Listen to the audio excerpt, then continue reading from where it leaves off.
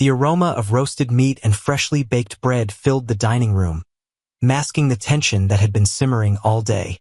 The family had gathered for what was supposed to be a celebratory dinner, but I already knew how this evening would end, with me humiliated, just like every other time. I carried the steaming platter to the table, careful not to spill anything. My mother-in-law, Brenda, sat at the head of the table, her eyes scanning me with barely concealed disdain. She was the kind of woman who could turn a compliment into an insult, her words wrapped in sugar but laced with venom. She ruled the family with an iron fist, and everyone, including my husband, Daniel, seemed to worship her. "Finally!" Brenda exclaimed as I placed the dish in front of her. I thought we'd starve before Lisa finished cooking. Her laughter was a cue for the others to join in, and they did, even Daniel. My face burned, but I forced a smile. There was no use arguing. I'd learned that lesson the hard way. The meal began, and every bite brought a new critique. "This roast is dry," Brenda declared, loud enough for everyone to hear. "Did you use a recipe, Lisa, or just wing it as usual?" Laughter rippled around the table. I clenched my hands under the tablecloth, my nails digging into my palms. Daniel, sitting beside me, leaned over and whispered, "Just let it go. Babe, you know how she is." His tone was casual, as if this kind of treatment was perfectly normal. It wasn't, but he didn't see it, or maybe he didn't care. When the meal ended, Brenda turned to me with a saccharine smile. "Lisa, dear, since you cooked, it's only fair you clean up, too. We wouldn't want anyone else dealing with this mess. Now would we?" The room fell silent, everyone waiting for my response. I nodded, my throat too tight to speak. As I gathered the plates, Brenda added, "And make sure to scrub the pots properly this time. Last time there were still stains." Her voice was sharp enough to cut through steel. I worked in the kitchen, my back to the laughter and chatter in the dining room. The clinking of plates in the sink drowned out their voices, but it couldn't drown out the shame and frustration bubbling inside me. This wasn't what I'd imagined when I married Daniel. I'd thought I was joining a family, but instead, I'd become their punching bag. When I finally emerged from the kitchen, the table was empty. Everyone had moved to the living room, where they were sipping coffee and sharing stories. Brenda was perched on the couch like a queen, her voice dominating the room. Daniel was at her side, laughing at her jokes, as if he hadn't seen the way she treated me. I stood in the doorway, unsure of whether to join them or retreat upstairs. Before I could decide, Brenda spotted me. "Oh, there you are, Lisa. We were just talking about you." Her tone was cheerful, but I knew better than to trust it. "Oh," I said, forcing a polite smile. "What about?" "We were discussing how lucky Daniel is to have married someone so capable." She paused, letting the word hang in the air. The others chuckled, and I felt the heat rise to my cheeks. "You've really settled into your role, haven't you? Cooking, cleaning. It's like you were made for it." The room erupted in laughter, and I felt my chest tighten. I glanced at Daniel, hoping for some support, but he was too busy laughing along with the rest of them. My heart sank. It wasn't just Brenda who didn't respect me. It was the entire family. And Daniel, the man who had promised to love and protect me, was no different. The laughter echoed in my ears as I walked away from the living room, my steps feeling heavier with each passing second. I reached the stairs and hesitated, glancing back. Daniel caught my eye for a brief moment, but instead of concern or understanding, his expression was blank. He didn't even try to follow me. Upstairs, I closed the bedroom door and leaned against it, letting out a shaky breath. My chest felt tight, a mixture of anger and sadness swelling within me. This wasn't the first time Brenda had humiliated me in front of the family, but tonight felt worse. Maybe it was the way Daniel had laughed at her jokes, or the way he'd shrugged off my discomfort like it was nothing. Either way, I felt utterly alone. I sank onto the edge of the bed and stared at my hands. They were red and pruned from scrubbing the dishes, a stark contrast to the manicured, delicate hands of the other women in the family. Brenda's words echoed in my mind. "You've really settled into your role." Was that how they all saw me? A maid, A servant, someone to be used and discarded? A sudden knock on the door jolted me from my thoughts. It opened before I could respond, and Daniel stepped in, his expression unreadable. "What's wrong?" he asked, as if he hadn't been present for the entire ordeal. I stared at him, disbelief mingling with anger. "What's wrong?" I repeated, my voice trembling. "You sat there and laughed while your mother humiliated me in front of everyone." Again, Daniel sighed, rubbing the back of his neck. "You're overreacting, Lisa. Mom's just like that. She doesn't mean anything by it." "Doesn't mean anything by it?" I stood, my voice rising. "She treats me like dirt, and you just let her. Do you have any idea how that makes me feel?" Daniel's face hardened. "Look, you need to toughen up. This is how my family is. They joke around, they tease. It's nothing personal." "It feels personal," I shot back. "Every comment, every jab, it's always aimed at me. And you never defend me. Not once." He shrugged, his indifference cutting deeper than any insult Brenda had thrown at me. "What do you want me to do, Lisa? Start a fight with my mother? She's the head of this family. You need to learn how to deal with her." I felt my heart break a little more at his words. "And what about me?" I whispered. "Aren't I part of your family? Don't I deserve your support?" Daniel didn't answer. Instead, he turned and left the room, leaving me standing there, my fists clenched and tears streaming down my face. The next morning, I woke early and busied myself with household chores. It was my way of coping, a distraction from the anger and helplessness I felt. Brenda, of course, wasted no time assigning me tasks. By the time I finished cleaning the living room, my hands ached, and my back was sore. As I gathered the laundry, my phone buzzed on the counter. I wiped my hands on my apron and picked it up, surprised to see a message from my cousin, Sarah. "Hey, Lisa. I'm in town for a few days. Let's catch up." For the first time in days, I felt a spark of happiness.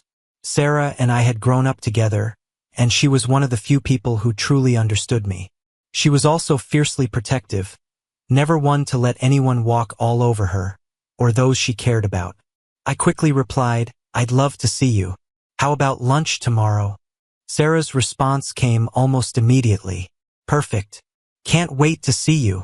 The thought of seeing her lifted my spirits. Maybe she could help me find some clarity, or at least provide a shoulder to lean on. The next day, I met Sarah at a cozy cafe in town.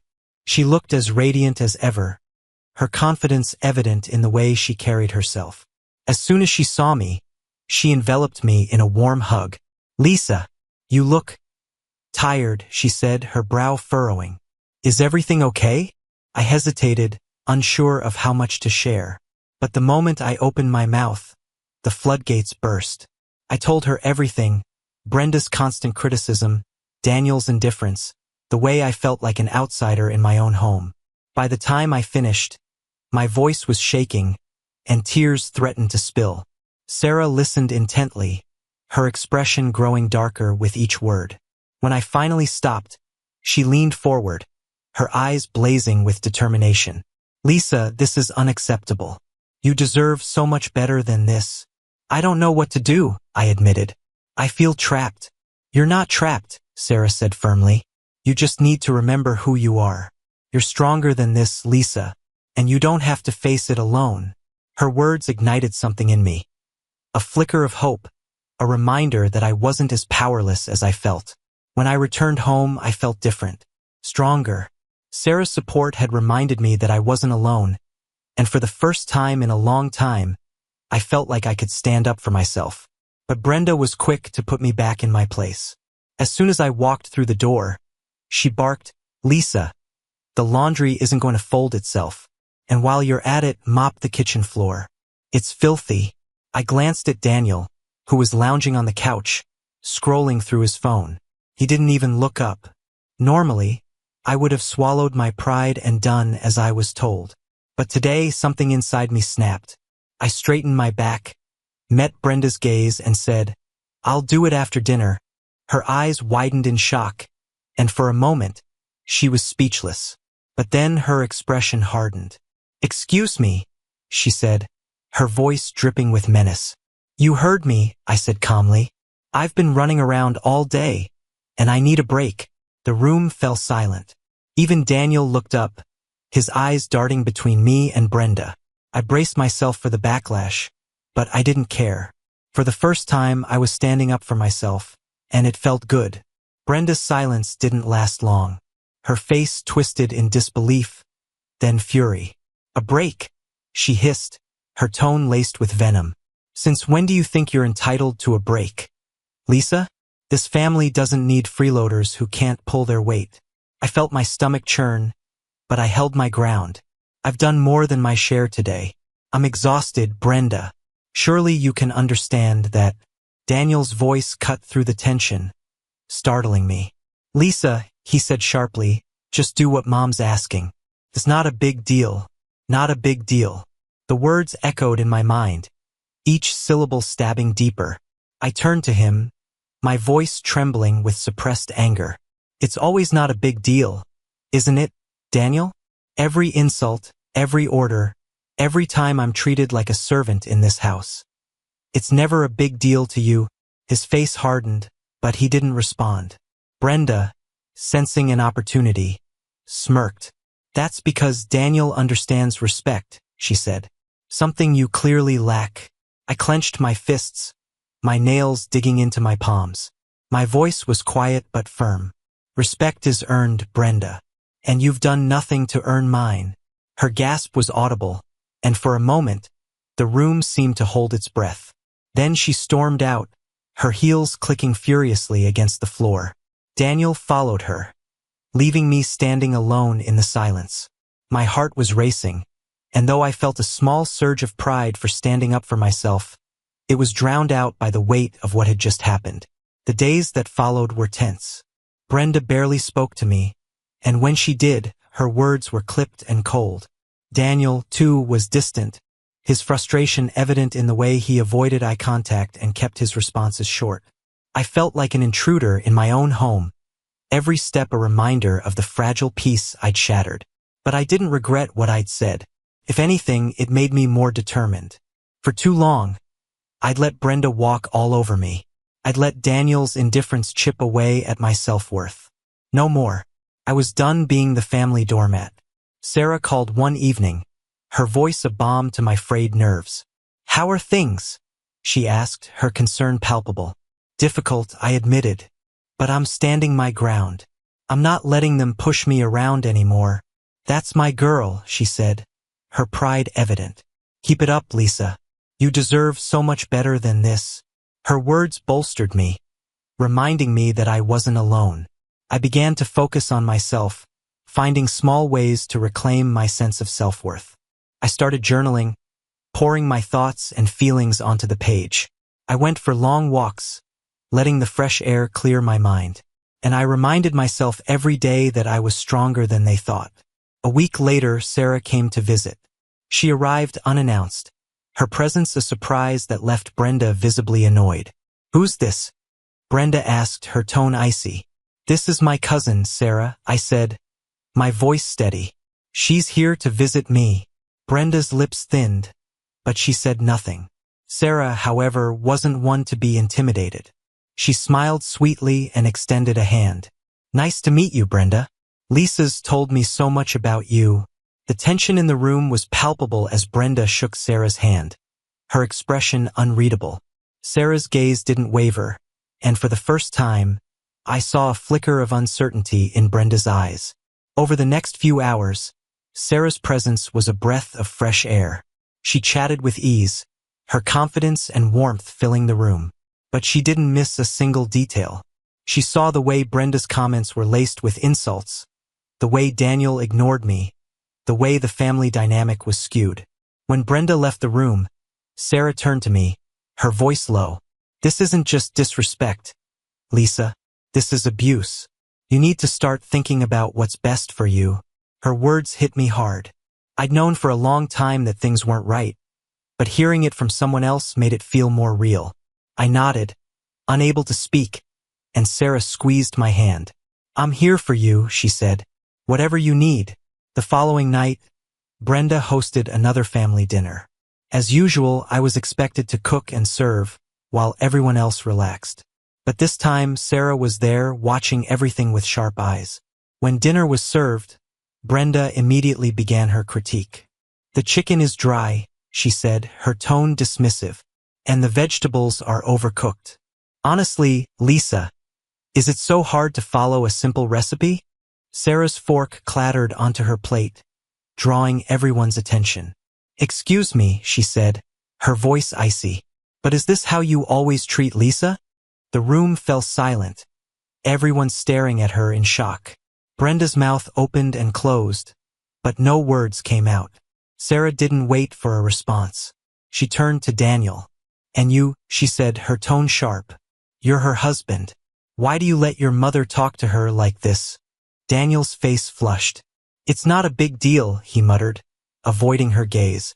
"Not a big deal?" Sarah repeated, her voice rising. "Your wife is treated like a servant in her own home, and you think it's not a big deal? Grow up, Daniel. Be a man and stand up for her." The tension in the room was suffocating, but I felt a surge of gratitude and pride. Sarah had done what I'd been too afraid to do for so long. Stand up to Brenda and Daniel. For the first time, I felt like I wasn't alone. The silence that followed Sarah's bold statement was almost unbearable. Brenda, usually so quick with a snide comment, was rendered speechless. Her eyes narrowed, her lips pressing into a thin line, but she said nothing. Daniel, on the other hand, looked like he wanted to disappear into his chair. "I think it's time for some honesty," Sarah continued, her voice steady but firm.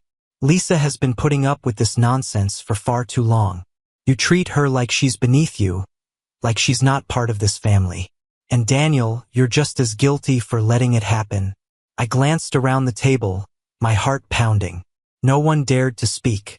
Brenda's other children exchanged nervous glances, while Daniel fidgeted uncomfortably in his seat. For the first time, the power dynamic had shifted, and Brenda didn't seem to know how to handle it. When Sarah finally leaned back in her chair, her gaze unwavering, Brenda cleared her throat. "I don't know who you think you are," she said, her voice trembling with controlled rage, "but you have no right to come into my home and speak to me this way." Sarah smirked, her confidence unshaken. "I have every right when it comes to defending Lisa. If you can't see how wrong your behavior is, maybe it's time someone called you out on it." Brenda's face turned red, and I could see the anger bubbling just beneath the surface. But Sarah didn't stop there. She turned to Daniel, her expression softening slightly. "And you, Daniel, you need to ask yourself what kind of husband you want to be. Because right now, you're failing." After dinner, Daniel pulled me aside, his expression a mix of frustration and embarrassment. "What was that all about?" he demanded, his voice low but tense. "Why did you let Sarah talk to my mom like that?" I stared at him, incredulous. "Let her? Daniel, she stood up for me because you never do. She said what I've been too afraid to say for years." He ran a hand through his hair, shaking his head. "You don't understand. Your mom is a bully," I interrupted, my voice shaking. "And you enable her. Do you know how humiliating it is to be treated like this every single day? And to have the one person who's supposed to support me just stand by and let it happen?" Daniel looked away, his jaw tightening. "It's not that simple, Lisa." "It is that simple," I said, my voice breaking. "You either stand up for me, or you're no better than she is." For a moment, I thought he might apologize, might finally take responsibility. But instead, he said, "I think you're overreacting." The words hit me like a slap. I turned away, tears stinging my eyes. "Maybe Sarah's right," I said quietly. "Maybe I deserve better than this." The next morning, I confided in Sarah. She listened intently, her brow furrowed in thought. When I finished, she leaned back in her chair, her eyes sharp with determination. "We need to turn the tables," she said. "Show them that you're not someone they can push around." I hesitated, unsure of what she meant. "How?" Sarah's smile was sly. "Leave that to me. But first, I need to make a few calls." Over the next few days, Sarah worked tirelessly, her phone constantly buzzing with activity. She wouldn't tell me exactly what she was planning, only that it would be worth it. In the meantime, I focused on maintaining my composure, refusing to let Brenda's taunts get to me. The weekend arrived, and with it, another family gathering. This time, however, Sarah had a surprise in store. She arrived with a man in a tailored suit and a briefcase, his demeanor exuding professionalism and authority. "This is Mr. Caldwell," Sarah announced, her tone confident. "He's a family attorney. We've been discussing some matters that pertain to Lisa." Brenda's face paled, her bravado faltering for the first time. "What kind of matters?" she demanded. Sarah's smile was razor-sharp. "Let's just say that Lisa has been documenting everything. The insults, the mistreatment, the way you've been exploiting her as free labor. It's all here." She gestured to the briefcase, which Mr. Caldwell opened to reveal a thick stack of papers. Brenda's other children exchanged worried glances, while Daniel looked like he was about to faint. "This is ridiculous," Brenda sputtered. "You can't." "Oh, but we can," Sarah interrupted, her tone icy. "And if you don't want this to become a legal matter, I suggest you start treating Lisa with the respect she deserves." From that moment on, everything changed. Brenda's sharp comments were replaced with forced politeness, her demeanor suddenly cautious. Daniel, too, seemed to have a wake-up call. He began making more of an effort, though it was clear he was still grappling with the fallout. For the first time in years, I felt a sense of peace. But it wasn't enough. Sarah's words echoed in my mind. "You deserve better." And I was determined to make sure I got it. Brenda's sudden politeness was more unsettling than her insults had ever been. She greeted me with a stiff smile in the mornings, kept her critiques to herself during meals, and avoided any direct confrontation.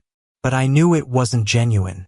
She was terrified of the potential consequences Sarah had dangled in front of her. Daniel, on the other hand, was still walking on eggshells. He'd begun asking me how I was feeling, offering to help around the house. Little gestures that seemed more like damage control than genuine care. I appreciated the change, but it was too little, too late. Sarah encouraged me to take advantage of the newfound peace to focus on myself. "You've spent so much time bending over backward for these people," she said. "Now it's time to figure out what you want." Her words struck a chord. I realized I didn't even know what made me happy anymore. My life had revolved around keeping Brenda happy and avoiding Daniel's indifference. Now, for the first time, I had the space to think about my own needs. With Sarah's encouragement, I began exploring my passions. I enrolled in an online course on interior design, something I'd always been interested in but never had the time or courage to pursue. It felt exhilarating to do something for myself, something that had nothing to do with Brenda or Daniel. Brenda noticed the change immediately. "What's all this?" she asked one afternoon, gesturing to the laptop and notebooks spread across the dining table. "I'm taking a course," I replied simply. Her eyes narrowed. "And who's going to handle the housework while you're off playing student?" I met her gaze, unflinching. "I've already taken care of everything that needs to be done today. And even if I hadn't, that's not your concern." Her mouth opened, then closed.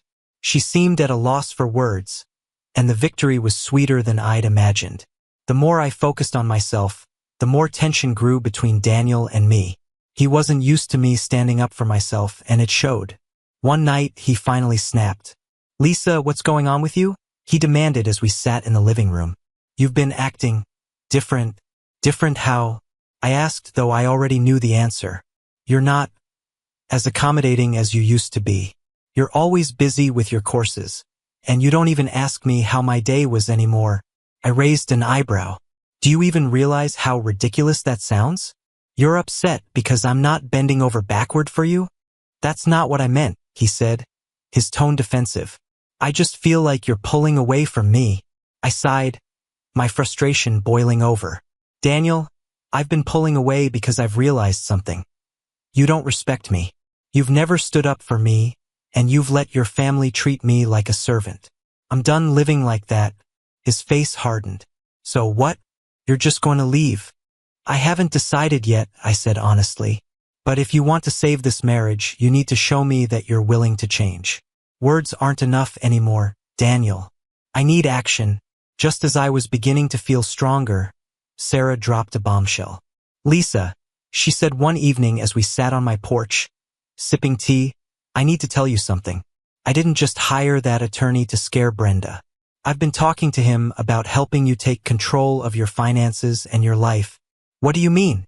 I asked, my curiosity piqued. You need an exit strategy, she said bluntly. Whether or not you stay with Daniel, you deserve to have options. I've been looking into ways to help you become financially independent. That interior design course? It's just the beginning. Her words filled me with a mixture of gratitude and fear. The thought of leaving Daniel and starting over was terrifying, but it was also liberating. For the first time, I felt like I had choices. The turning point came during yet another family dinner. Brenda, despite her attempts to appear civil, couldn't resist one final jab. So, Lisa, she said, her tone dripping with condescension, how's your little hobby going? Have you figured out how to make money playing decorator yet? Before I could respond, Sarah interjected. Actually, Lisa's doing incredibly well.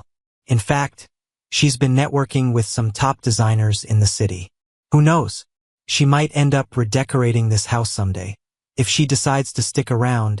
The color drained from Brenda's face, and I couldn't help but smile. Sarah's confidence was infectious, and for the first time I felt like I was in control. That night, I made a decision. I sat Daniel down and told him everything. I'm not happy, I said, my voice steady. And I don't think you are either. We need to figure out what we want. Together or apart. He looked at me, stunned. Lisa, I don't want to lose you. Then prove it, I said. Because I'm done waiting for you to change. The next morning, I packed a bag and left. I moved in with Sarah temporarily, giving myself the space I needed to think. Brenda was furious, Daniel was heartbroken, and for the first time I felt free. Moving in with Sarah was like stepping into a new world. For the first time in years, I felt like I could breathe. Her apartment was a cozy, modern space filled with light and warmth. Everything that Brenda's house wasn't. But more than the surroundings, it was the sense of freedom that lifted a weight off my shoulders. Sarah was my greatest cheerleader. You've taken the first step, Lisa, she said one morning as we sipped coffee on her balcony. Now it's time to figure out what's next. Her words resonated with me. What was next? For years, my life had revolved around trying to please people who didn't value me. Now, I had the chance to rediscover myself, and I wasn't going to waste it.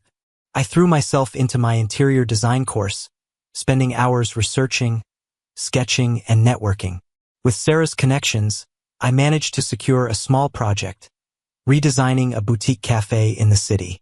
It was a modest start, but it felt monumental to me. For the first time, I was doing something that made me feel alive. Daniel showed up at Sarah's apartment a week after I moved in. He looked disheveled and exhausted, a stark contrast to the confident man I'd once known.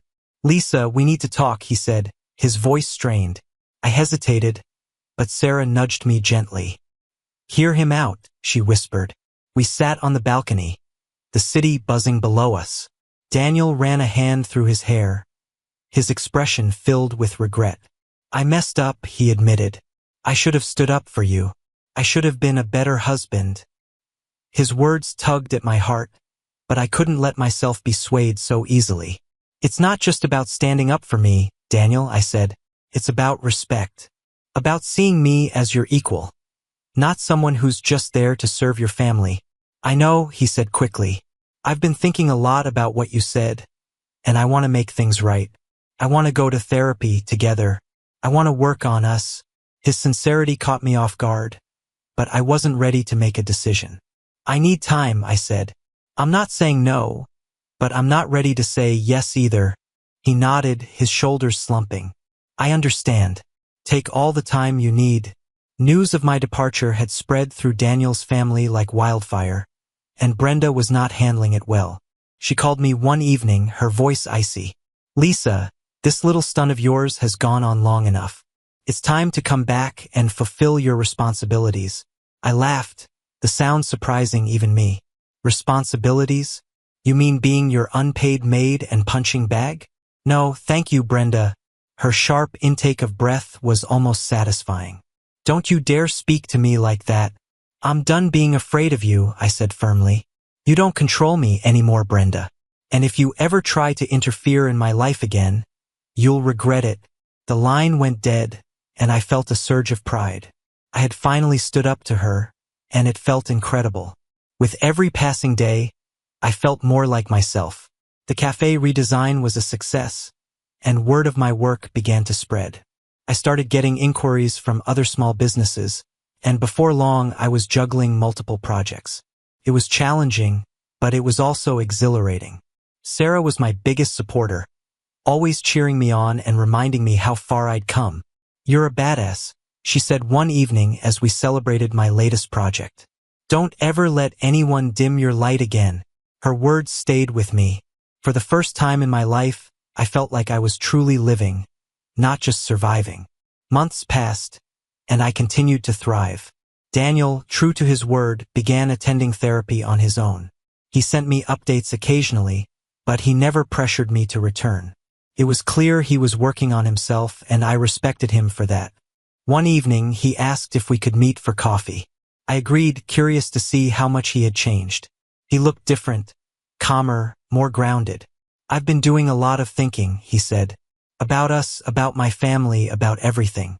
And I realized I never really appreciated you for who you are. I took you for granted, and I'm sorry." His words were genuine, but I still wasn't sure if I could trust him. "What do you want from me, Daniel?" I asked. "I want to support you," he said. "Whether we're together or not, I want you to know that I'm in your corner." It was the answer I hadn't expected, and it gave me hope that maybe, just maybe, things could be different. Despite Daniel's progress, there was still unfinished business with Brenda. One day I decided to visit her. When she opened the door, her expression was a mix of shock and disdain. "What are you doing here?" she asked. "I came to set the record straight," I said, stepping inside. "You don't control me anymore, Brenda. I've built a life for myself, and I won't let you or anyone else tear it down." She scoffed, but I could see the uncertainty in her eyes. "You think you're better than us now?" "No," I said calmly. "I just know my worth, and I won't let anyone treat me like I'm less than I am." For the first time, Brenda had nothing to say. I left her house feeling lighter than I had in years. With Brenda out of my life and Daniel working on himself, I felt a sense of closure. I wasn't sure if we'd ever reconcile, but I knew that I was finally in control of my own happiness. I continued to grow my interior design business, eventually opening my own studio. Sarah became my business partner, and together we built something truly remarkable. Looking back, I realized that everything I had endured had led me to this moment. I was stronger, wiser, and more confident than I'd ever been. Brenda's taunts, Daniel's indifference. They were nothing more than memories now, reminders of how far I'd come. As I stood in my studio, surrounded by the life I'd created, I felt a deep sense of pride.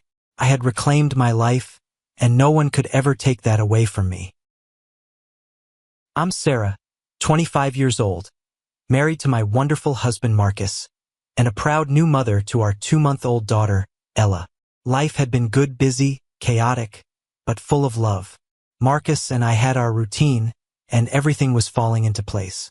That is, until my brother Jacob came to stay with us. A little over a year ago, my mom called me, sounding frazzled as usual. "Sarah, I can't do this anymore.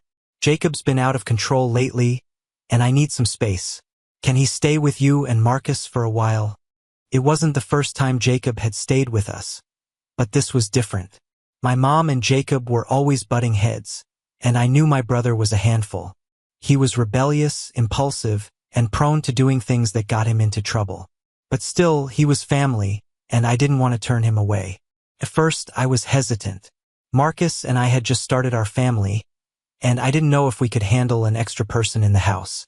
But Jacob promised he would be helpful, and I figured it would only be temporary until he went off to college. So I agreed. Looking back now, I regret that decision. For the first year, things were fine. Jacob helped around the house, kept to himself mostly, and he even helped out with Ella when he could.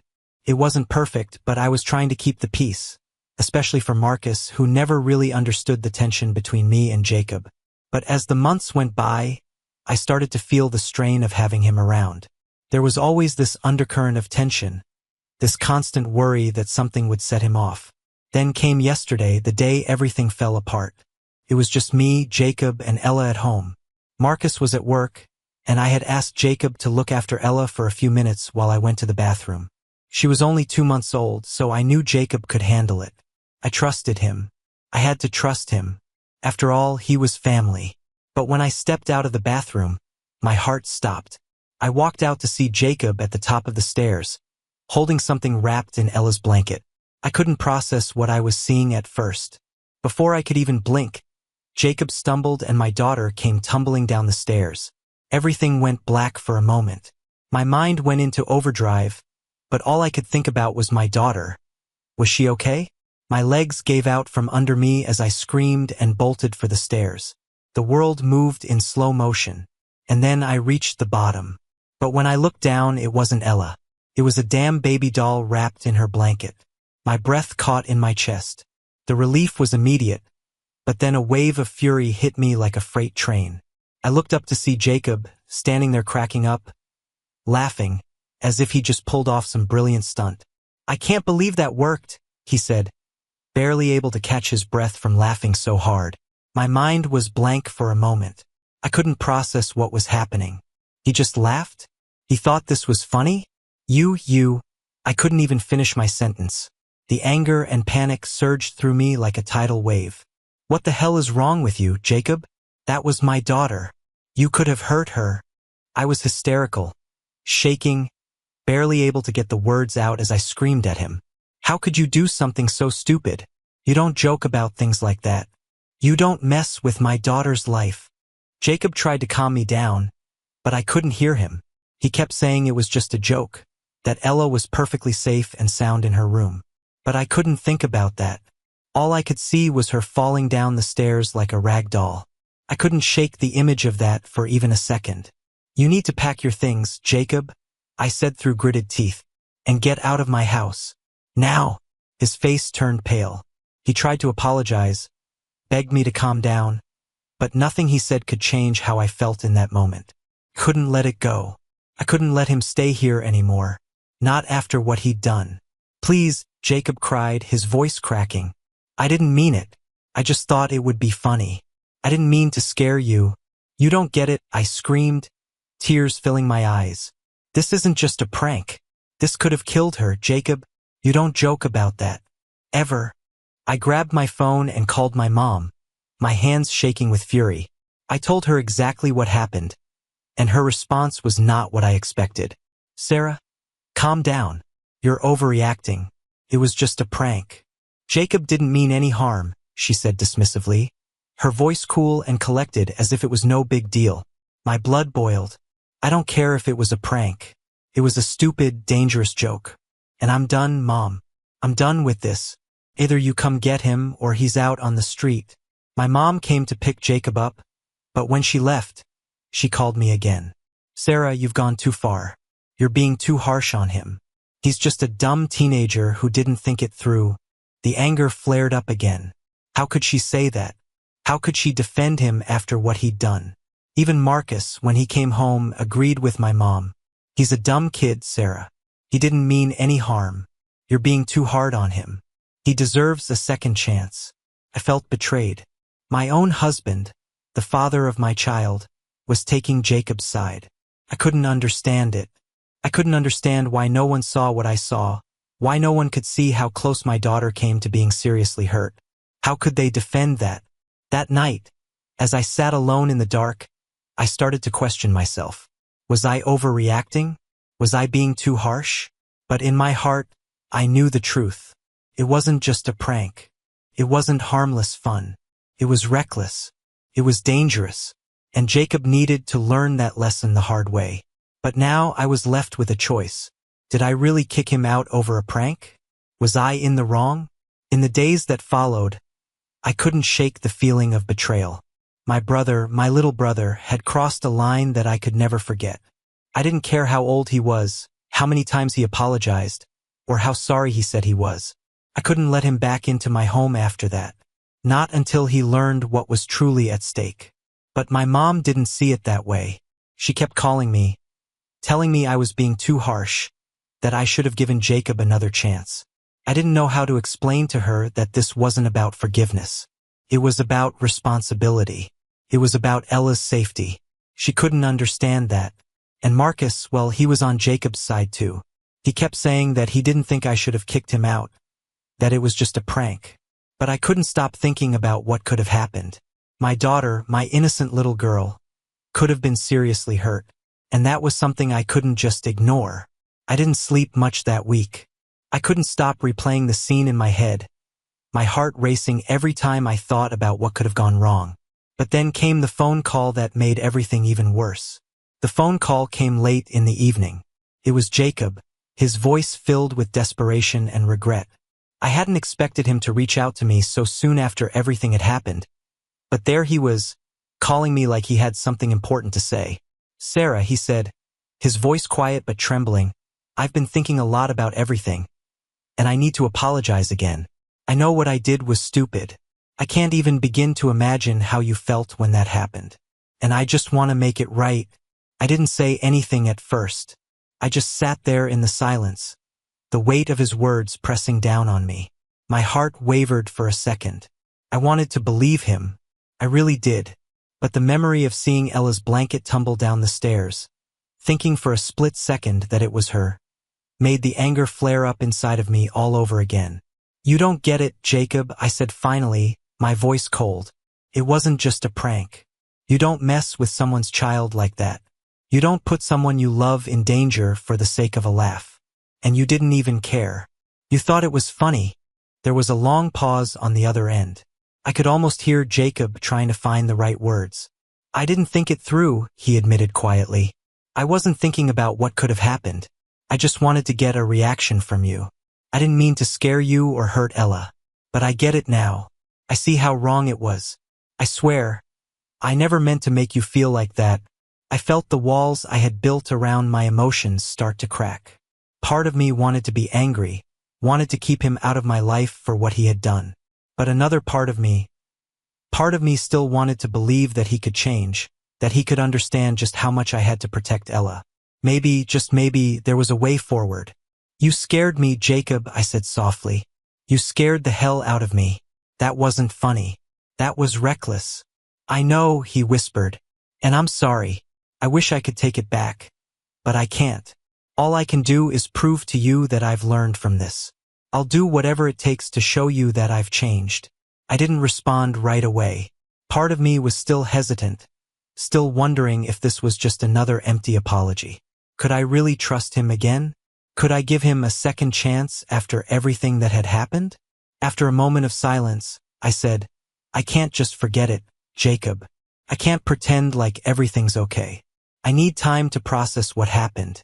And so do you." "I understand," he replied quickly. "But I'll wait. I'll do whatever it takes. I need you to know that I'm sorry." I hung up the phone, not really knowing how I felt. I wasn't ready to forgive him. I wasn't even sure I could. But I was willing to think about it. I needed time, and I knew it would take time for Jacob to prove that he was truly sorry and that he had learned from his mistake. But as much as I hated to admit it, I knew I didn't want to cut him out of my life forever. He was my brother, and deep down, I knew that if he truly changed, he could still be part of my life. But the question remained, was I willing to risk trusting him again? The next few days were a blur. I kept thinking about Jacob's call, and his apology lingered in the back of my mind. I wanted to move forward, to find peace, but the hurt was still there. The image of Ella's blanket tumbling down the stairs, the fear that gripped me when I thought she was hurt, it stayed with me. It wasn't until a week later that I saw Jacob again. He came over to my house, quietly, cautiously, and asked if we could talk. He hadn't been pushing me. He'd given me space, which I appreciated. When I opened the door, I saw him standing there, holding a small bouquet of flowers in his hands. His face was sincere, but there was still a nervousness in his posture, as if he didn't know how I was going to react. "Sarah," he said softly, his voice full of vulnerability, "I know I messed up, and I know I can't undo what I did, but I want to show you that I've changed. I'll do whatever it takes.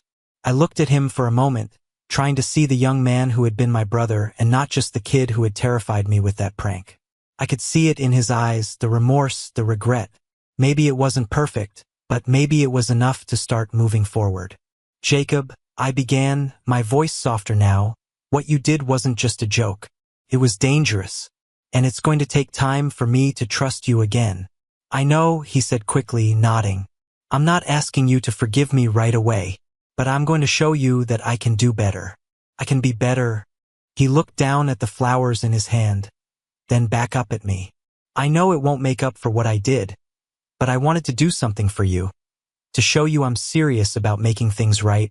I felt my heart soften just a little. The gesture, simple but sincere, wasn't about trying to erase what had happened. It was about showing me that he was trying to make up for it. And that meant something to me. Thank you, I said, taking the flowers from his hands. It's a start. Jacob stood there for a moment, waiting for me to say more. But I wasn't ready to forgive him completely yet. It wasn't a light switch that could just be flipped. Trust had been broken, and that couldn't just be repaired with flowers and words. But the first step had been taken. I need you to understand that this isn't something that's going to be fixed overnight, I told him. It'll take time, but I'm willing to try. For Ella, for us. Jacob's face lit up with a mixture of relief and gratitude. I'll prove it, Sarah. Promise. And as I closed the door behind him, I couldn't help but feel a glimmer of hope. Maybe, just maybe, we were on the path to rebuilding something real. But it wouldn't be easy, and it wouldn't be fast. But for the first time since the prank, I felt like we could move forward. The weeks that followed were filled with ups and downs. Jacob continued to show up, more involved, more responsible, more aware of the weight of what had happened. He spent time with Ella, helping me out more around the house, and even started volunteering at a local community center. It was clear that he was trying to prove that he could be trusted again. I, on the other hand, kept my guard up. Every time he did something nice, something that seemed like he was trying to make amends, part of me felt relieved. But another part of me couldn't forget what had happened. I couldn't shake the fear that it would all come crashing down again. But slowly, over time, the tension began to ease. Jacob's actions began to speak louder than his words. He was proving himself bit by bit. And while I still wasn't ready to completely let go of the past, I could see that he had learned from his mistake. And one day, months later, as we sat together at the kitchen table, Ella asleep in her crib, I looked at Jacob and realized something. I had seen the change in him, not just in his actions, but in his maturity. He had grown. He had become someone I could trust again. I'm proud of you, Jacob, I said softly. You've come a long way. He smiled, a genuine, grateful smile. Thanks, Sarah. I've been trying. And for the first time in months, I felt a sense of peace. We were all healing, slowly but surely. As the weeks passed, I thought that maybe, just maybe, things could go back to normal. Jacob was proving himself, trying hard to show that he understood the gravity of what he'd done. I kept my guard up, but I was willing to let the healing process unfold. The road to forgiveness wasn't easy, and it certainly wasn't fast, but we were moving in the right direction. However, I knew the real test would come when something big happened again. Was I ready to let go of my fear? Was I ready to let Jacob back into my life fully? I didn't know. One afternoon, a few months after Jacob's return, I got the call that would make me question everything. It was a typical day, quiet, and Marcus was at work. Ella had just finished her nap, and I was sitting with her in my arms, trying to catch up on some housework. The phone rang, breaking the silence, and I picked it up without thinking. Hello. It was Jacob's voice, and the moment I heard it, something in my gut tightened. Sarah, I need to talk to you. Something happened. My heart dropped. I could hear the panic in his voice, the same nervous energy that had plagued him before, and I braced myself for what was coming next. What happened? I asked, trying to keep my voice calm, though my heart was racing. I made a mistake. A big one. His voice cracked, and I could hear the regret in every word. I messed up, and I'm scared you're going to hate me again. My breath caught in my throat. Jacob, what did you do? Please just come to the park. I'll explain everything, I swear. I didn't mean for this to happen, he pleaded, his voice desperate. I didn't even think twice. I grabbed Ella's diaper bag, rushed out the door, and headed to the park. My mind was racing. What could Jacob have done now? Had he really learned from the prank? Had he done something again to hurt my trust in him? Was it possible he was back to his old ways? When I arrived at the park, I saw Jacob sitting on the bench, his head down, his hands gripping his knees tightly. He didn't look like the confident, mischievous teenager I had once known. He looked broken. "Jacob," I said softly as I approached, but he didn't look up at first. He just stayed still, as if he were bracing himself for the worst. "Sarah, I screwed up," he said finally, lifting his head. His eyes were red from crying, his face full of regret. "I don't deserve your forgiveness, but I need you to know that I didn't mean to hurt anyone again. This time, it's different." I sat down beside him, trying to steady my breathing. "What happened, Jacob? What did you do?" He paused for a long time before speaking. "I was with my friends at the park.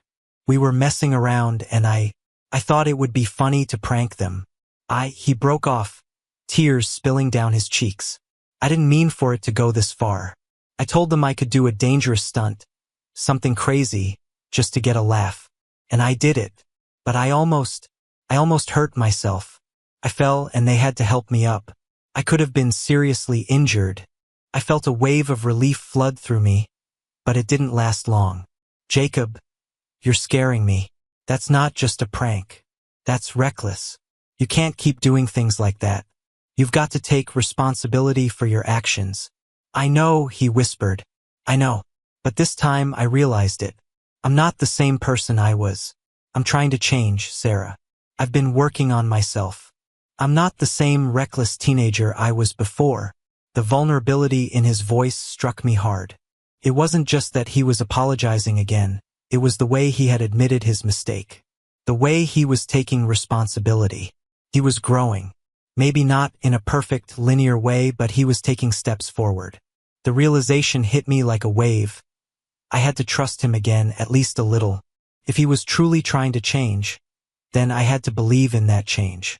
I had to give him the chance to show me. "I'm scared to trust you again, Jacob," I said, my voice shaky with emotion. "But I see that you're trying. You're not perfect, but no one is. If you keep proving that you're learning from your mistakes, we can work through this. But you've got to stop making reckless decisions. You can't keep doing this." "I promise, Sarah," he said, his voice filled with sincerity. "I won't mess up again. I can't. I won't let you down." As I looked at him, I realized that forgiving him wasn't about forgetting what happened. It wasn't about pretending that everything was fine. It was about giving him the opportunity to prove that he could grow, to prove that he could make better decisions. And maybe that was all I could ask for. "I believe you," I said, my voice trembling. "But this is your last chance, Jacob. I'm giving you this one shot to make things right." Jacob nodded, his eyes filled with gratitude. "Thank you, Sarah. I won't let you down." After that day, Jacob made a conscious effort to prove that he was serious about his growth. He stayed focused on his responsibilities and became more involved in family activities. Marcus noticed the change too. There was a sense of respect in the air that hadn't been there before, a quieter, more thoughtful version of Jacob. It wasn't perfect. There were moments when I still worried, moments when I questioned whether or not he had truly changed. But slowly, the tension between us faded.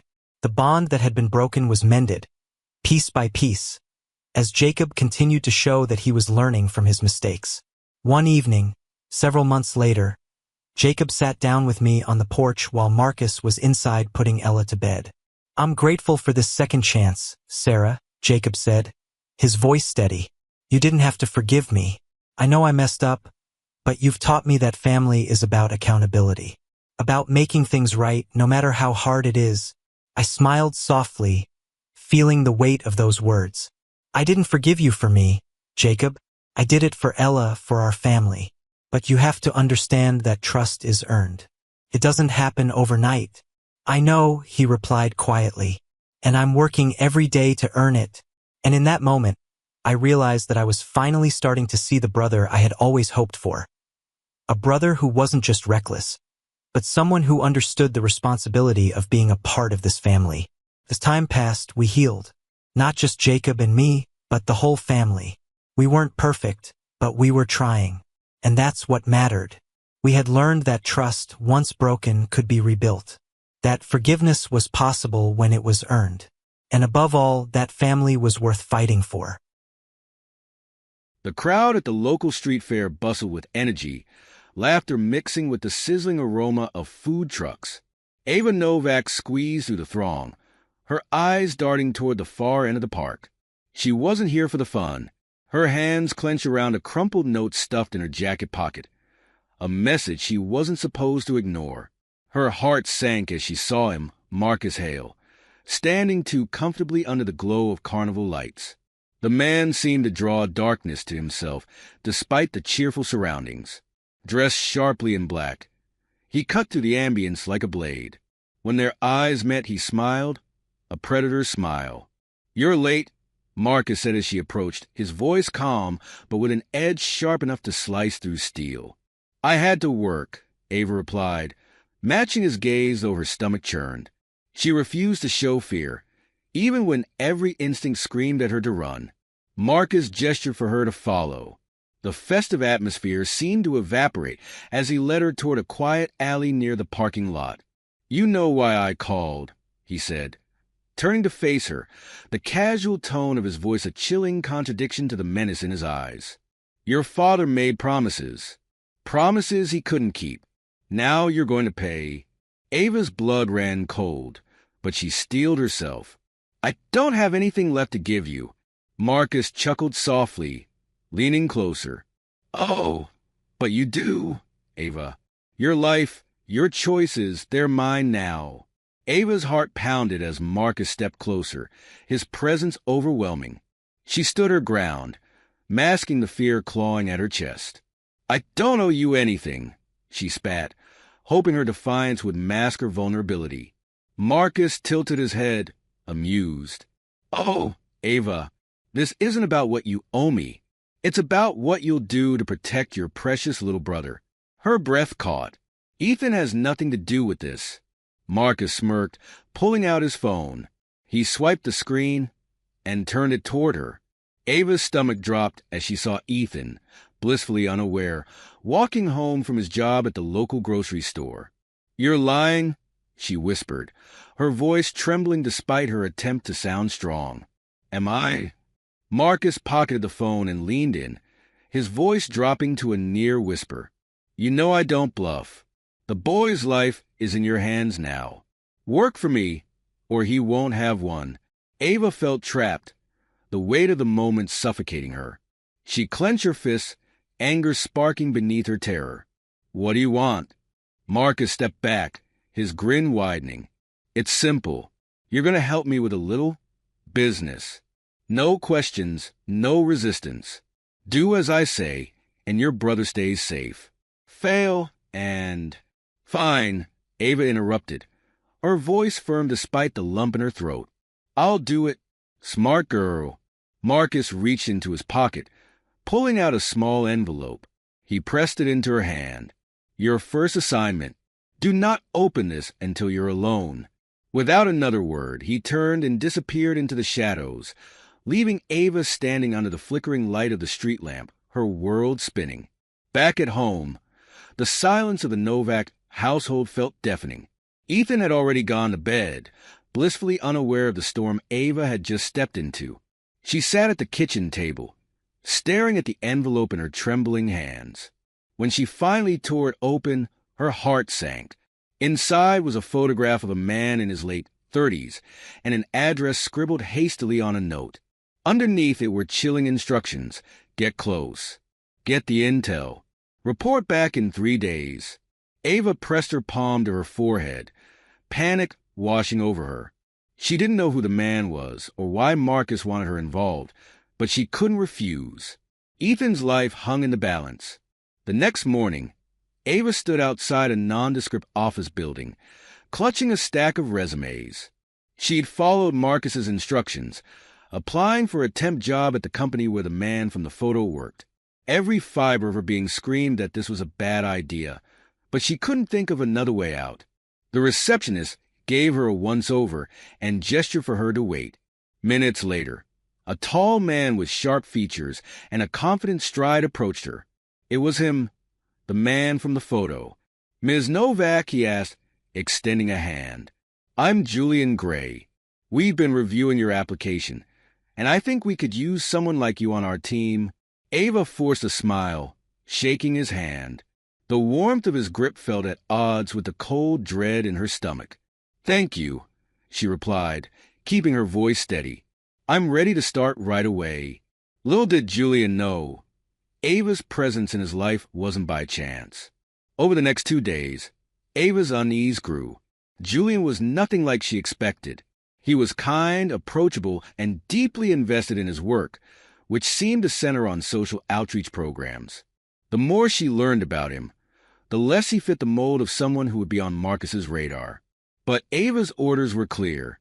She was to monitor him, gain his trust, and deliver information back to Marcus. On the 3rd day, Marcus called. Well, his voice was as sharp as ever. "There's nothing," Ava said quickly.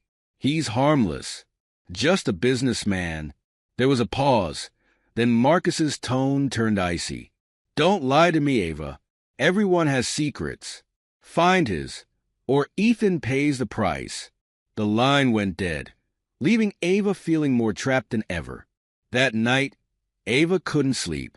She sat on her bed, staring at her reflection in the cracked mirror. Every moment with Julian replayed in her mind, each one gnawing at her conscience. She knew she had to make a choice. Either she would betray an innocent man, or she would risk her brother's life. As dawn broke, Ava's resolve hardened. She wasn't going to let Marcus control her life any longer, but defying him meant walking a razor's edge. And the stakes had never been higher. The following day, Ava arrived at Julian's office earlier than usual. She had spent the night devising a risky plan, one that could expose Marcus without endangering Ethan. But first, she needed to know why Marcus had targeted Julian. Julian greeted her with his usual warm smile. "Morning, Ava. You're here early. I wanted to get a head start," Ava replied, forcing a cheerful tone. She clutched her notebook tightly, concealing the unease bubbling under her calm exterior. As the hours passed, Ava carefully sifted through files while keeping an eye on Julian. His phone buzzed periodically with calls and messages, and she noted how his expression darkened during one particular conversation. "I told you, I'm not backing down," Julian said, his tone firm. "The project stays on track." Ava leaned closer, pretending to adjust the papers on her desk, and caught fragments of his conversation. Phrases like community funding and land dispute hinted at something much bigger. By lunch, Ava had pieced together enough to suspect that Julian's work was interfering with Marcus's interests. But why would Marcus send her instead of dealing with him directly? Her thoughts were interrupted when Julian approached her desk. "Everything okay?" he asked, his brow furrowed with concern. Ava hesitated, then nodded. "Yeah, just try and keep up with everything." "You're doing great," Julian said, his voice softening. "If you need help, just ask." For a moment, Ava saw the genuine kindness in his eyes, and guilt gnawed at her. She couldn't let him become another victim of Marcus's schemes. That evening, Ava slipped out of the office with her bag packed and her plans set in motion. She knew she needed an ally, someone who could help her take down Marcus. Her first thought was Liam Cross, an old friend of her father's who had once worked as a private investigator. Liam's office was a cluttered mess of case files and coffee-stained papers. He looked up from his desk as Ava entered, his sharp eyes narrowing in surprise. "Ava, haven't seen you in years. What's going on?" She hesitated, then spilled everything. The threats, Marcus's hold over her family, and her suspicions about Julian. Liam leaned back in his chair, his expression grim. "Marcus Hale. That name alone gives me a headache. Can you help me?" Ava asked, desperation lacing her voice. Liam nodded. "I'll see what I can dig up, but you need to be careful, Ava. Marcus isn't the kind of man you cross lightly. Over the next few days, Ava played her part at Julian's office while secretly working with Liam. The more she uncovered about Marcus's operation, the clearer the stakes became. Marcus wasn't just extorting Ava. He was using her as a pawn in a much larger game. Liam discovered that Marcus had been pressuring local businesses to sell their land for a shadowy development project. Julian's refusal to comply made him a target. One night, Ava received a call from Liam. "I've got proof," he said. "Financial records, deals gone bad. Everything that ties Marcus to his crimes. But it's not enough. We need something bigger to nail him." Ava's mind raced. The only way to truly bring Marcus down was to get evidence directly from him. It was dangerous, but she was out of options. The next time Marcus called, Ava was ready. "Did you find what I asked for?" he demanded. "I found something better," Ava replied, keeping her voice steady. "Julian's on to you. He's planning to expose everything." There was silence on the line, then a low chuckle. "Is that so? Then I guess it's time I paid him a visit." Ava's stomach churned. She had just set the final phase of her plan into motion. That night, Marcus's black SUV pulled up outside Julian's office. Ava watched from the shadows as Marcus and two of his men entered the building. Her heart raced as she texted Liam, "He's here. Be ready." Inside, Marcus confronted Julian, his demeanor cold and threatening. "You've been a thorn in my side for too long," Marcus said, his voice dripping with malice. Julian stood his ground. "I'm not afraid of you, Marcus. You can't bully everyone into submission." Ava slipped into the building, her phone's camera rolling as she recorded the encounter from the hallway. Liam had alerted the authorities, but it was up to her to make sure they had irrefutable evidence. The confrontation escalated as Marcus revealed his true intentions, detailing his plans to strong-arm Julian and take control of his projects. Ava's heart pounded as she captured every word. But just as Marcus turned to leave, one of his men spotted her. "She's recording," he shouted. Marcus's eyes darkened as he stormed toward her. "Ava, you little—" Before he could finish, the sound of sirens filled the air. Liam had delivered on his promise. Marcus and his men were arrested that night, their operation exposed for all to see. Ava handed over the footage, knowing it would seal his fate. For the first time in years, she felt a sense of freedom. Julian, though shaken, thanked her for her courage. "You didn't have to risk yourself for me," he said. Ava smiled faintly. "Sometimes you have to fight for what's right." The fallout from Marcus's arrest sent shockwaves through the community. His empire crumbled, and Ava was finally free from his grasp. She and Liam worked together to ensure Ethan's safety, and for the first time in a long while, their family could breathe easy. As Ava stood on the steps of the courthouse, watching Marcus led away in handcuffs, she felt a weight lift from her shoulders. She had faced her fears and emerged stronger. This wasn't the end of her story.